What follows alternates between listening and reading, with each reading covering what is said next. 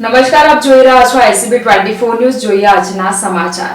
Sunshine charitable trust દ્વારા છઠ્ઠા સમૂહ લગ્નોત્સવનું આયોજન કરવામાં આવ્યું છે. સનશાઇન ટ્રસ્ટ દ્વારા છઠ્ઠા સમૂહ લગ્નોત્સવનું તારીખ 11/4/2024 ના ગુરુવારના રોજ સપન ફ્લેટ્સ પાસે ESI હોસ્પિટલની આગળ Indira park society Gotri road ખાતે કરવામાં આવ્યું છે. આ સમૂહ લગ્નોત્સવનું આયોજન 11 એપ્રિલના રોજ કરવામાં આવ્યું છે. મુખ્ય આયોજક પિંકીબેન સોલંકીના નેતૃત્વ હેઠળ આર્થિક રીતે નબળા પરિવારોના યુવક યુવતીના સમૂહ લગ્નનું આયોજન કરવામાં આવ્યું છે. આ સાથે સંજયભાઈ સોલંકી કાર્યક્રમના આયોજક તેમજ તમામ કારોબારી સમિતિ સભ્યો દ્વારા છઠ્ઠા સમૂહ લગ્નોત્સવનું ખૂબ જ સુંદર આયોજન કરવામાં આવ્યું છે.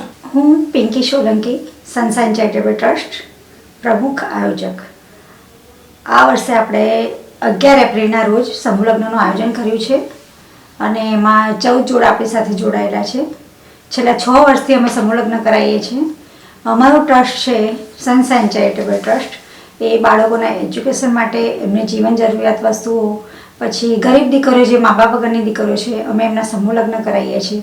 અને અમારી જવાબદારી સમૂહ લગ્ન પૂરતી નથી, અમે એમને એ પણ ધ્યાન રાખીએ છીએ અમારી સંસ્થા કે એ લોકોને કોઈ જાતની એમના સાસરીમાં તકલીફ નથી પડતી કે કંઈક બીજી કંઈક જરૂરિયાત છે તો અમારી સંસ્થા એને પૂરી પાડે છે.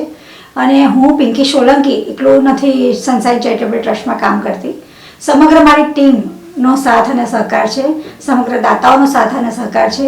તો જેથી અમે ગરીબ મા બાપ વગરની દીકરીઓને આ મોંઘવારીના જમાનામાં અમે સારી રીતે કરિયાવર મળે અને સારી રીતે એમના અરમાન પૂરા કરીએ એ રીતે અમે એનું આયોજન કરીએ છીએ અને એમને સમૂહ લગ્ન કરાવીએ છીએ. આમાં આચારસંહિતા છે, એમાં જો સામાજિક પ્રોગ્રામ છે, સામાજિક કાર્યક્રમ છે, તો એમાં આચારસંહિતા તો લગભગ મારા ખ્યાલથી અમને ના નડવી જોઈએ અને પક્ષવાળાનો બી સાથ અને સહકાર અમારે સાથે રહેવો જોઈએ.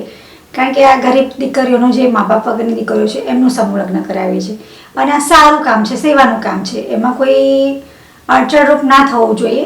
અને આમાં ખાસ તો મુખ્ય મહેમાન તરીકે તો આપણે દિલીપસિંહ ગોયલ સાહેબ પધારવાના છે ખાસ. પછી એક સંજયભાઈ સોલંકી કરીને છે જે મુખ્ય દાતા છે, એ પણ ખાસ પધારવાના છે. પછી અમે તો ઘણા બધાને આમંત્રણ આપ્યું છે. આમાં કોઈ પાર્ટી કે પક્ષ નથી, સમાજનું કામ છે, સેવાનું કામ છે, તો અમે તો દરેક પક્ષને ઇન્વિટેશન આપ્યું છે.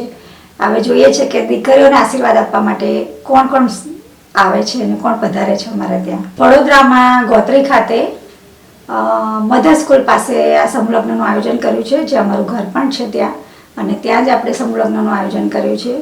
અને દર વર્ષે અમે આ રીતે સેવાના કામ કરીએ છીએ. તો આપ સૌ અમારી સાથે જોડાઓ, એકવાર આવીને જુઓ કે કઈ રીતે આમાં વ્યવસ્થા હોય છે, શું શું અમે દીકરીઓને આપીએ છીએ. કન્યાદાનમાં અમે તો દીકરીઓને પહેલાં તો લગ્નના કપડાં આપીએ છીએ, જેમાં ચણિયાચોળી, એમની ઈચ્છા હોય તો સાડી, ચણિયાચોળી કપડાં આપીએ છીએ જે લગ્નમાં પહેરીને બેસે.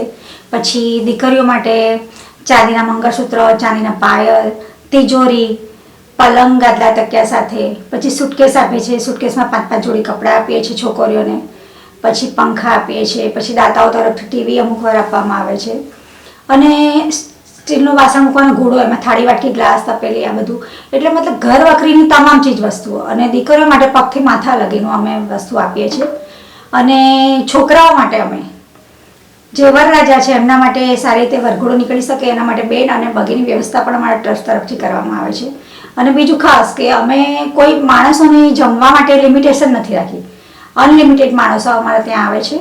અને હું આપના માધ્યમથી કહેવા માંગુ છું કે દરેક દાતાઓને કે જે લોકો ઈચ્છુક હોય દીકરીઓ માટે કન્યાદાન આપવા માટે, તે લોકો બી અમારો કોન્ટેક્ટ કરી શકે છે. અને એવું નથી કે કન્યાદાન આપવા પૂરતી જ આપ લોકો પહેલાં આવો, જુઓ કે શું શું અમે કેવી રીતે કરીએ છીએ, દીકરીઓને કેવી રીતે અમે બધું આપીએ છીએ.